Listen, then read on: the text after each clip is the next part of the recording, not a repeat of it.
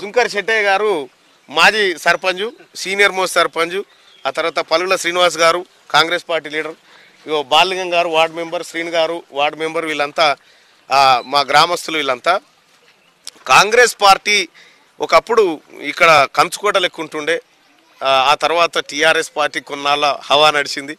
ఈ విషయం ఏంటంటే ఇక్కడ కాంగ్రెస్ ఆ తర్వాత బీఆర్ఎస్ మధ్యనే భారీ పోటీ ఉంటుంది, కానీ సర్పంచ్ మాత్రం బీజేపీ ఆయన కదా. అయితే సర్పంచ్ విషయానికి వచ్చేసరికి ఎందుకో వ్యక్తులను చూస్తూ ఉంటారు, ఆ రోజు ఉన్నటువంటి పరిస్థితులను చూస్తూ ఉంటారు.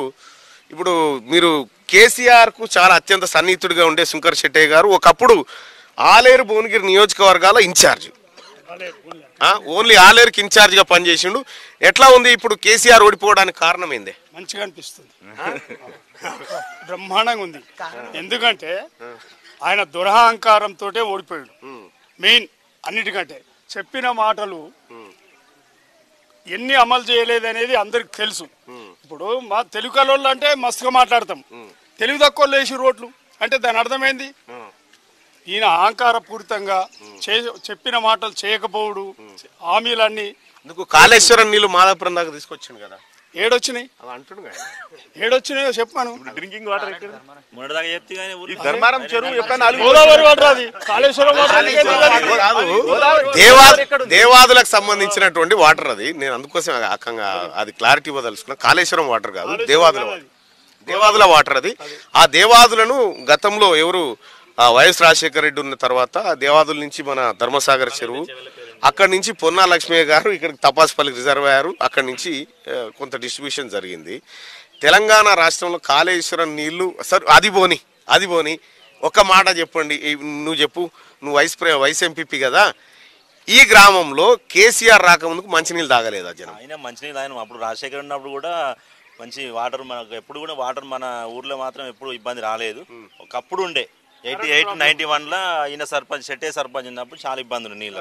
ఈయన వచ్చినాక కొద్దిగా పైప్ లైన్లు అక్కడ వరకు ఏసీ కాని వరకు వేసి ఇక్కడ వరకు వేసి కొంచెం దాహం తీర్చి ప్రజలకు. అందరి పాత్ర ఉంది, అందరు తలా పని చేసుకొచ్చారు, చేయలేదు అంటలేం. కానీ అసెంబ్లీలో మాట్లాడుతూ కేటీ రామారావు గారు మాట్లాడుతూ అసలు మేము వచ్చిన తర్వాత నీళ్లు కానీ అంతకుముందు నీళ్ళు ఎక్కడి, జనం ఏం దాగి బతికిర్రు అనేటువంటి మాటలు చెప్తా ఉన్నారు. అంటే వాస్తవానికి మిషన్ భగీరథ పేరు మీద పైపులు బార్సుడు తప్ప ఏమైనా కార్యక్రమం జరిగిందా? గవర్నమెంట్ వర్క్ ఏదో చేద్దామని వాళ్ళకు ఉంటుంది, కాకపోతే ఏంటంటే కొన్ని సక్సెస్ అయితే కొన్ని సక్సెస్ కావు, కొన్ని నిధులు ఉండి కూడా. ఇప్పుడు కేసీఆర్ పరిపాలనకి ఎన్ని మార్కులు వేస్తావే 10కి? అంటే ఆయన ఇప్పుడు ఏం లేదు, చేంజ్ కానికి 2 సార్లు అధికారం ఇచ్చినాం కాబట్టి ఇంకోసారి కాంగ్రెస్కి ఇద్దామనే ఆలోచన మీద అందరూ. మీ కేసీఆర్ పరిపాలనకు ఎన్ని మార్కులు ఇస్తావు? ఇస్తాం 50%. 50% నీకే అహంకారం అంటే ఏంది? చెప్పింది నువ్వే 50% ఇస్తే ఇప్పుడు ఇప్పుడు ఇప్పుడు న్యూట్రల్ గా ఉండేటువంటి విటలని నేను ఇవ్వాలి.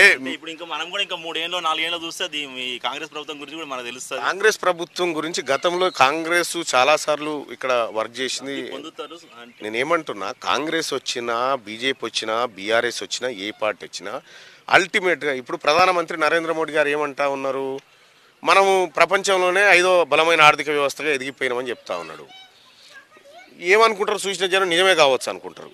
వాస్తవానికి ఆ బ్రిటన్ గిటన్ అవి దెబ్బతిని ఆర్థికంగా దెబ్బతిని కింద పడితే మనం మీదికి పోయినాం అంతే, అంతకంటే ఎక్కువ ఏం లేదు. ఆడ మనం చేసింది కూడా ఏం లేదు. ఇక్కడ మనది $3 ట్రిలియన్ ఎకానమీ అని చెప్తా ఉన్నాడు. ఇవి ఎవరికిరక మన ఊళ్ళి $1 ట్రిలియన్ ఎవరికిరక, ఈ ఉప్పు ఎంత ఉంది, పప్పు ఎంత ధర ఉంది అనేది లెక్క. ఈ గ్రామంలో ఈ లెక్కలు ఎవ్వరికి తెలియవు, ఈ బడ్జెట్ లెక్కలు తెలియవు, ఈ మూలధన వ్యయాలు రాబడి ఎవ్వరికి తెలియని భాషలో బడ్జెట్ పెడితే ఎవరికి అర్థం కూడా కాదు. కానీ ఈ గ్రామంలో నా చిన్నతనంలో చూసిన పేదరికము ఇప్పుడు కొంత మెరుగైనట్టు కనిపిస్తుంది. అంటే ప్రజలకు కొనుగోలు శక్తి పెరిగింది.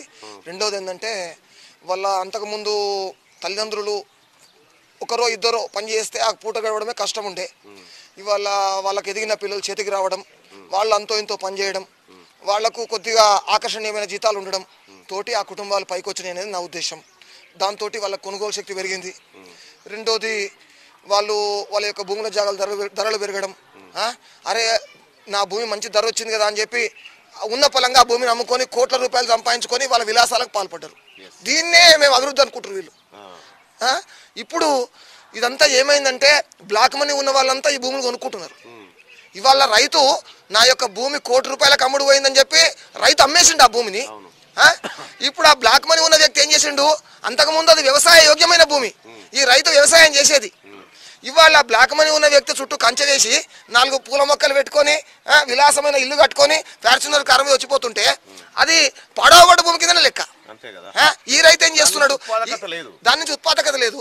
ఇవాళ ఈ రైతుకు పరిస్థితి ఏమైంది అంటే డబ్బులు అంతగానం చూసిన వ్యక్తి కాదు గనక భార్య మెడలో పత్తుల బంగారం వేస్తున్నాడు, మంచి బట్టలు వేసుకుంటున్నాడు, మంచిగా విలాసమైన కారు కొనుక్కుంటున్నాడు. ఇక పైసలన్నీ బ్యాంకులు వేసుకొని వచ్చిన వడితో తింటున్నాడు. విలాసాలకు అలవాటు పడే వ్యక్తి రేపు పొద్దున ఎటువంటి పని చేయలేడు గనక ఆ డబ్బులన్నీ అయిపోతాయి. ఆ బతుకు రైతు పరిస్థితి ఏమైతే. ఇప్పుడు మీరు చెప్పినటువంటి అంశం ఎన్ని సంవత్సరాల నుంచి ఎన్ని సంవత్సరాల వరకు? కేవలం ఇది 17 సంవత్సరాల నుంచి నడుస్తున్న వ్యవహారం. అంతే, కేవలం 17 సంవత్సరాల క్రితం. మీరు నమ్మండి నమ్మకపోండి, నేను నా 7 ఎకరాల జాగా 6,50,000 అమ్ముకున్నా. 7 ఎకరాల జాగా 6,50,000 అమ్ముకున్నా. దానిలో ఉన్న చెట్లు మొత్తము ఊర్లో పెద్ద మనుషులంతా కలిసి ఇగో ఈ చింత చెట్లు ఇవన్నీ కలిసి 40,000 ఇస్తున్నామంటే 6,90,000 ఇచ్చింది నాకు మొత్తం. 7 ఎకరాల జాగా 6,90,000 చెట్లతో సహా అమ్ముకున్నా. ఇవాళ 7 లక్షలు ఆ 7 ఎకరాల జాగా ఉంటే నాకు లారీ పైసలు వస్తుండే. అంటే అప్పుడు ఆ రోజులలో అదే ఎక్కువ. ఈ రోజు ఏందయ్యా అంటే మీరు నమ్మండి నమ్మకపోండి, మా అమ్మగారు 10 పైసలు ఇస్తే నేను అక్కడి నుంచి బిందె నీళ్ళు ఎత్తుకొచ్చేది. కాసిం సౌబాయ్ అని ఉండే, అక్కడి నుంచి 10 పైసలు ఇస్తే నేను పల్లి పట్టి కొనుక్కొని తినాలి కృష్ణరామ సైడ్ దగ్గర. ఆ 10 పైసల కోసం నీళ్ళ మీద ఎత్తుకొచ్చేది. అంటే 10 పైసలకు అంత విలువ. ఇవాళ నా పిల్లగాడు 10 రూపాయలు ఇస్తే ఏం రాదంటే పడేస్తాడు. అంటే డబ్బులకు అంత విలువ పడిపోయింది. దీనికి కారణం ఏంది? మన ఆర్థిక వ్యవస్థనే. డబ్బులకు విలువ పడిపోవడం కారణం అదే. అప్పుడు 10 పైసలు అంత విలువ ఉండే, కేవలం 33 రూపాయలే ఉండే అమెరికా డాలర్. ఇవాళ మన యొక్క రూపాయి వాడి యొక్క $1 ఇస్తే మనం 83 రూపాయలు కట్టాలి.